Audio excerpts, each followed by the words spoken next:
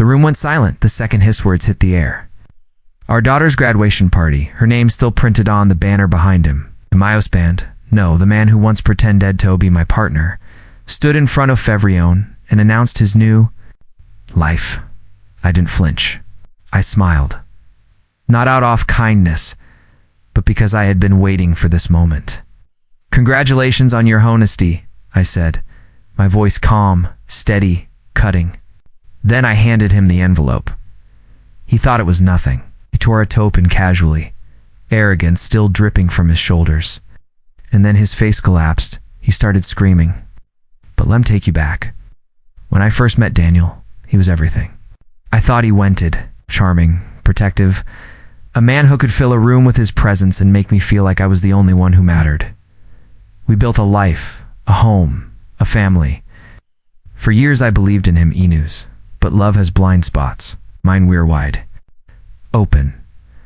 The first crack appeared when started working late, always late. Then the cologne, expensive, new, unnot for me. He stopped looking me in thighs when I asked simple questions. It told myself I was imagining it. It told myself loyalty still lived in him. Butleys always leave a trail. One night, his phone lit up while he showered. Message, "Can't wait to see you tomorrow." I didn't scream. I didn't cry. I simply read, memorized, and set the phone back down. That was the night I stopped being his wife and started being Heist executioner. I moved carefully. I pulled financial accords, searched bank accounts, and traced transfers he thought I would never notice. Hotels, dinners, jewelry, thousands poured into someone else's hands. His girlfriend, a woman who used Sedto, sit at my table laughing with our friends. She played the part well, sweet, harmless, invisible enough to think she wouldn't get caught. But I didn't attack blindly. I study. I wait. The first step was the lawyer. Quietly, discreetly, I filed every document it needed.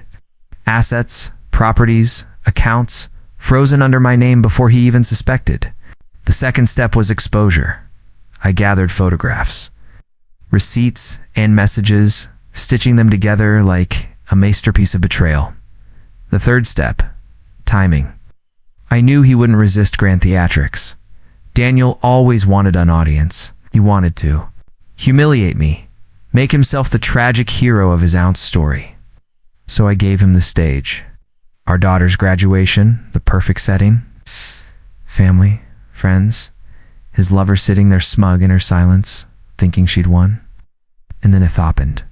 He raised his glass, tapped it for attention, and spoke the words I had rehearsed in my head for weeks. Eva decided to start a new life without you. Gasps, whispers, all eyes on us. I thought I would crumble, but I smiled. Congratulations on your honesty. I said, handing him the envelope I had prepared. He ripped it open expecting maybe a letter, maybe a tearful plea instead. His world collapsed in seconds. Inside was a copy of the divorce papers, signed, sealed, filed. But that wasn't what made him scream. What made him howl in front of everyone were the Ataka documents, proof of his affair, bank statements, photos, the prenup he forgetexted, the one that left him with nothing the moment he cheated. Every friend, every family member, even his precious girlfriend, sitting there with her painted smile, saw the truth in black and white. He tried to speak, to deny, but the evidence screamed louder than he ever could. His girlfriend slipped out quietly, her face pale, leaving him stranded in humiliation. I stood still, silent, watching him grovel. For years I had given him loyalty, love, devotion. Tonight I gave him justice, called my name, begged, cursed, pleaded. His voice cracked raw with disbelief, but I was already walking away.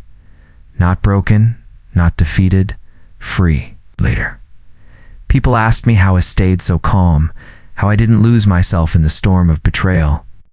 The truth is, rage is a wildfire, but strategy that is controlled burn, and controlled burn save forests. I didn't need to scream. I didn't need to fight. I just need dead patience, precision, and the right stage. That night, he lost his reputation, his finances, his family. Helos the carefully crafted mask he wore for years.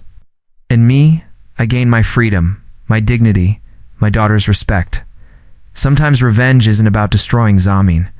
It's about handing them the mirror they've avoided all their lives sand, letting them choke on their own reflection.